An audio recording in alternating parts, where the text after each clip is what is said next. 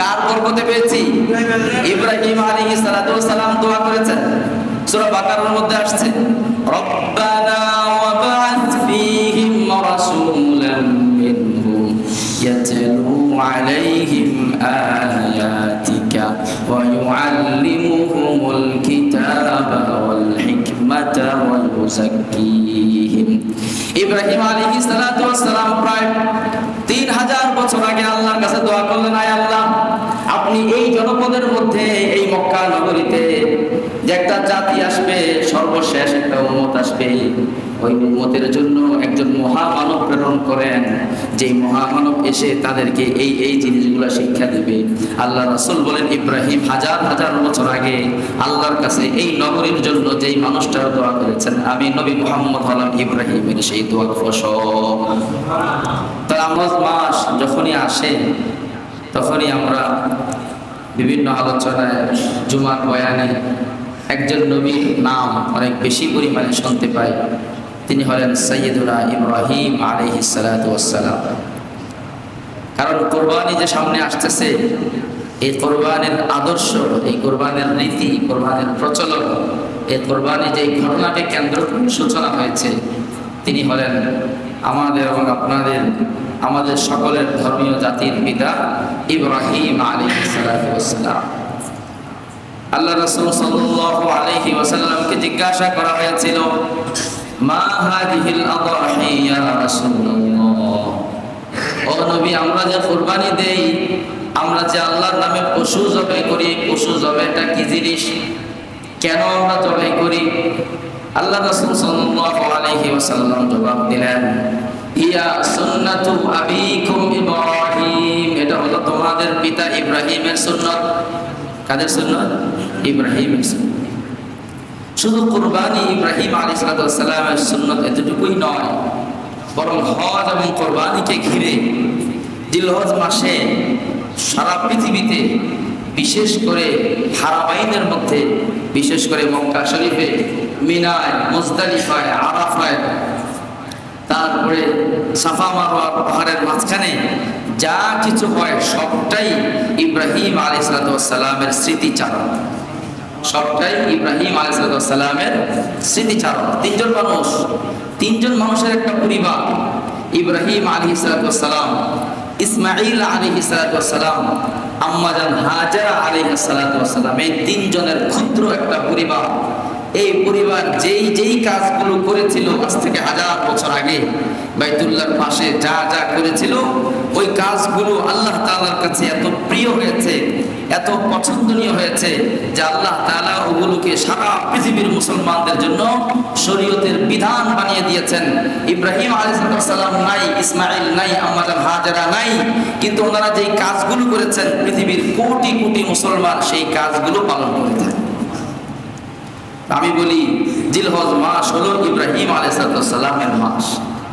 জিলহজ মাস হলো ইব্রাহিম আলাইহিস সালামের মাস। এই মাস জুড়ে যত আমল হয় সব আমলে আমরা ওনাকে অনুসরণ করি, ওনার স্মৃতিচারণ করি, ইসমাঈল আলাইহিস সালামের স্মৃতিচারণ করি।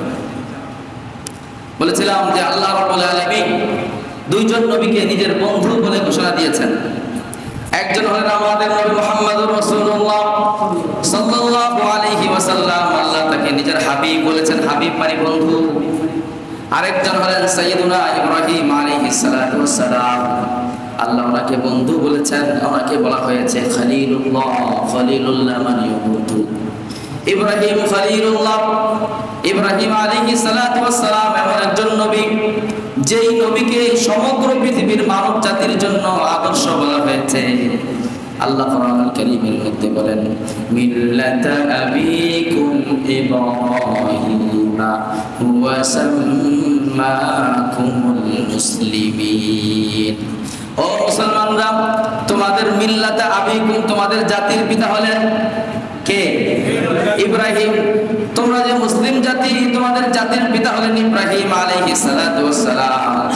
আর তোমাদেরকে যে মুসলমান বলা হয়, আমাদেরকে যে জাতি হিসাবে, মুসলিম জাতি যদি বলা হয় এই মুসলিম নামটা দিয়েছেন ইব্রাহিম আলাইহিস সালাতু ওয়াস সালাম। সুবহানাল্লাহ।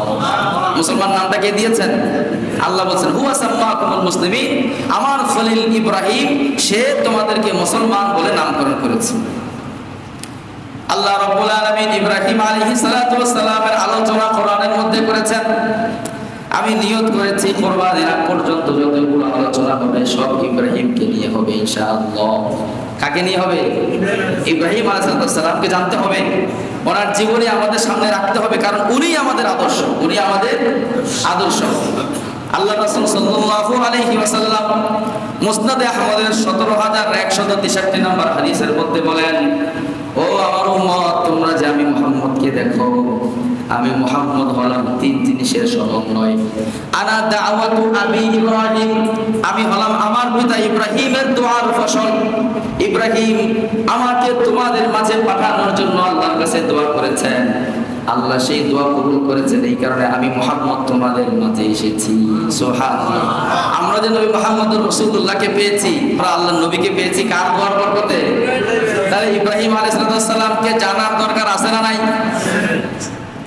ইব্রাহিম আলাইহিস সালামের আলোচনা আল্লাহ কোরআনের মধ্যে করলেন। কোরআনের মধ্যে আল্লাহ 25 জন নবীর আলোচনা করেছেন। 25 জন নবীর নাম কোরআনের মধ্যে পাওয়া যায়। এর মধ্যে সবচেয়ে বেশি আলোচিত নবী, যার আলোচনা কোরআনের মধ্যে বেশি এসেছে, অনেকবার এসেছে, তিনি হলেন সাইয়্যিদুনা মূসা আলাইহিস সালাম। 136 বার ওনার নাম কোরআনের মধ্যে পাওয়া যায়। কয়বার? মূসা আলাইহিস সালামের নাম কোরআনের মধ্যে পাওয়া যায় 136 বার। এরপরে দ্বিতীয় সর্বোচ্চ আলোচিত নবী কোরআনের মধ্যে, যার নাম বেশি পরিমাণে পাওয়া যায়, তিনি হলেন ইব্রাহিম আলাইহিস সালাম। কোরআনের মধ্যে 69 বার আল্লাহ ইব্রাহিম শব্দটা উল্লেখ করেছে। কয়বার? 69 বার কোরআনের মধ্যে আল্লাহ তাআলা ইব্রাহিমকে স্মরণ করেছেন, ইব্রাহিমের কথা উল্লেখ করেছেন। আল্লাহু আকবার। ইব্রাহিম আলাইহিস সালাম এমন একজন মানুষ ছিলেন, আল্লাহ তাআলা কোরআনের মধ্যে ইব্রাহিমের ব্যাপারে সার্টিফিকেট দিয়েছেন। কোরআনের মধ্যে আল্লাহ ইব্রাহিমের ব্যাপারে বললেন যে আমি ইব্রাহিম থেকে পরীক্ষা নিয়েছি, আমি আল্লাহ ইব্রাহিম থেকে পরীক্ষা নিয়েছি, একটা নয়, দুইটা নয়, অসংখ্য পরীক্ষা আমি ইব্রাহিম থেকে নিয়েছি। আমার ইব্রাহিম সবগুলো পরীক্ষায় 100 নাম্বার পেয়ে পাস করেছে। কোরআনুল কারীমের মধ্যে আল্লাহ রাব্বুল আলামিন সূরা বাকারার 124 নম্বর আয়াতের মধ্যে বললেন, ওয়াইয ইবতালা ইব্রাহিমা রাব্বুহু বিকালিমাতিন ফাআতাম্মাহুন ক্বালা ইন্নী জাইলুকা লিন-নাসি ইমামা। আল্লাহ রাব্বুল আলামিন সূরা বাকারার 124 নম্বর আয়াতের মধ্যে বলেন, হে নবী, স্মরণ করুন ওই সময়ের কথা যখন আপনার রব ইব্রাহিম থেকে পরীক্ষা নিলেন। ইব্রাহিম থেকে আল্লাহ পরীক্ষা নিয়েছেন। কি কি পরীক্ষা? বিকালিমাতিন, অনেকগুলো পরীক্ষা। ফাতাম্মাহুন্না, পরীক্ষার মধ্যে 4টা বিষয় লাগে। 4টা বিষয়। 1 নম্বর পরীক্ষক, পরীক্ষা যিনি নেবেন। ইব্রাহিম আলাইহিস সালাম থেকে পরীক্ষা নিয়েছেন কে? পরীক্ষক কে? পরীক্ষার মধ্যে 4টা বিষয় লাগে। 1 নম্বর হলো পরীক্ষক, পরীক্ষাটা নিতেছেন কে? 2 নাম্বার, পরীক্ষক যত বড় তার পরীক্ষাটাও তত বড়, পরীক্ষক যত মজবুত তার পরীক্ষাটাও তত মজবুত। 2 নাম্বার হলো পরীক্ষার্থী, যে পরীক্ষাটা দিবে, পরীক্ষার্থীকে এখানে ইব্রাহিম আলাইহিস সালাম। আল্লাহ বললেন ওয়াইয ইবতালা ইব্রাহিম, আমার রব, আপনার রব ইব্রাহিম থেকে পরীক্ষা নিলেন। পরীক্ষক হলেন আল্লাহ, পরীক্ষার্থী হলেন ইব্রাহিম আলাইহিস সালাম। পরীক্ষার বিষয়বস্তু, পরীক্ষার মওযু, পরীক্ষার সাবজেক্ট, কিসের উপরে আল্লাহ পরীক্ষা নিলেন? আল্লাহ বললেন বিকালিমাত, পরীক্ষার নির্দিষ্ট কোনো বিষয় বললেন না। আল্লাহ বলেন অনেকগুলো বিষয় আমি পরীক্ষা নিয়েছি। মুফাসসিরিনে কেরাম বলেন আল্লাহ পরীক্ষার সাবজেক্ট গুলো কেন বলে দিলেন না? কি কি বিষয় পরীক্ষা নিয়েছেন কেন বললেন না? তাফসীরের কিতাবের মধ্যে লেখা হয় কয়টা বলবেন? পরীক্ষা তো আল্লাহ একটা নেন নাই, পরীক্ষা তো আল্লাহ ইব্রাহিম আলাইহিস সালামের পরীক্ষা শুরু হয়ে গিয়েছিল যখন ওনার বয়স 16 বছর। 16 বছর বয়স থেকে পরীক্ষা শুরু হয়, একদম 100 বছর বয়স পর্যন্ত জীবনের কোনো একটা বছর পরীক্ষা ছাড়া খালি ছিল না। সেই শৈশবকাল থেকে ইব্রাহিমের পরীক্ষা শুরু। তাহলে এক নাম্বার হলেন পরীক্ষক, 2 নাম্বার হলো পরীক্ষার্থী, 3 নাম্বার হলো পরীক্ষার বিষয়বস্তু। পরীক্ষার বিষয়বস্তু একটা নয়, দুইটা নয়, অনেকগুলো। তাফসীরে ইবনে কাসিরের মধ্যে আল্লামা ইবনে কাসির রাহমাতুল্লাহি আলাইহি পরীক্ষার বিষয় নিয়ে আলোচনা করেছেন। উনি বলেন আল ইসলামু, হযরত ইবনে আব্বাস রাদিয়াল্লাহু তাআলা হাদিস বর্ণনা করেন। ইবনে আব্বাস রাদিয়াল্লাহু তাআলা কে ওনার এক ছাত্র ইকরিমা রাহমাতুল্লাহি আলাইহি জিজ্ঞাসা করলেন, ও ইবনে আব্বাস, ও রাইসুল মুফাসসিরিন, আল্লাহ ইব্রাহিমকে অনেকগুলো বিষয় পরীক্ষা নিয়েছেন, আল্লাহ বলেন নাই, একটু আপনি আমাদেরকে বলে দেন সেই পরীক্ষার বিষয়গুলো কি কি বিষয়ে পরীক্ষা নিয়েছেন। তখন উনি বললেন আল ইসলামু সালাতুনা সামান, ইসলামের রয়েছে 30টা পার্ট, 30টা অংশ, 30টা পার্ট মিলে ইসলাম। কয়টা পার্ট মিলে ইসলাম? ইবনে আব্বাস বলতেছেন ইসলামের 30টা পার্ট রয়েছে, 30টা অংশ রয়েছে। আল্লাহ রাব্বুল আলামিন এই 30টা দিয়ে ইব্রাহিমের পরীক্ষা নিয়েছেন। ইব্রাহিম 30টার মধ্যেই 100 ভাগ সফল হয়েছে। আল ইসলামু সালাতুনা সামান, ইব্রাহিম সবগুলোর মধ্যে কামিয়াব হয়েছে।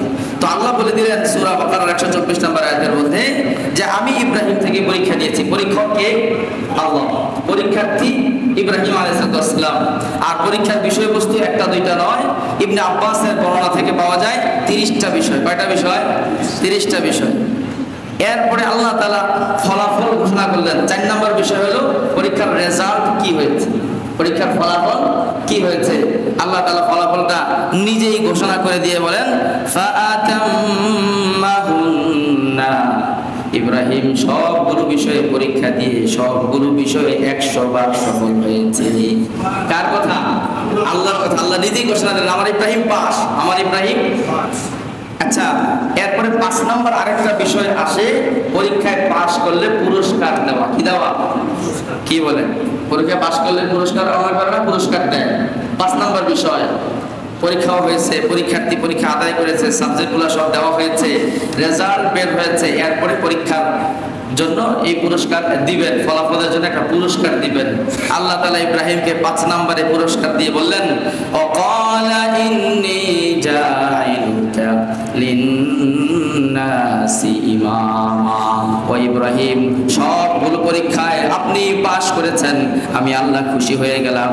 আখিরাতে ফলাফল যেটা দেওয়ার সেটা তো আমি আল্লাহ দেবই, দুনিয়াতে আমি নগদ পুরস্কার দিলাম। ইন্নী জাইলুকা লিন্নাসি ইমামা, আপনার পরে কিয়ামত পর্যন্ত যত মানুষ আসবে সব মানুষের জন্য আমি আপনাকে ইমাম বানিয়ে দিলাম। সমগ্র মানব জাতির জন্য আমি আপনাকে কি বানিয়ে দিলাম? ইমাম বানিয়ে দিলাম, নেতা বানিয়ে দিলাম। সমগ্র বিশ্ববাসীর নেতা আপনি। পৃথিবীতে যত বর্ণের মানুষ আসবে, যত অঞ্চলে মানুষ আসবে, যত ধরনের মানুষ আসবে, সব মানুষের নেতা হলেন সাইয়্যিদিনা ইব্রাহিম আলাইহিস সালাতু ওয়াস সালাম। আল্লাহর পুরস্কার কত বড়! কিয়ামত পর্যন্ত যত মানুষ আসবে আপনি সব মানুষের নেতা হবেন। যত ভালো মানুষ আসবে সব ভালো মানুষের আপনি কি হবে? নেতা হবেন। যার কারণে দেখা যায় আল্লাহ তাআলার পুরস্কার আল্লাহ যেমন বলেছেন তেমনই হয়েছে। ইব্রাহিম আলাইহিস সালামের পরে, ইব্রাহিম আলাইহিস সালামের আগে দুনিয়াতে অনেক নবী ছিলেন।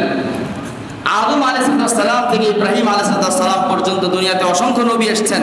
কিন্তু সেই নবীরা এক একজন এক এক বংশ থেকে, এক এক সাইড থেকে, এক এক গোত্র থেকে এসেছেন।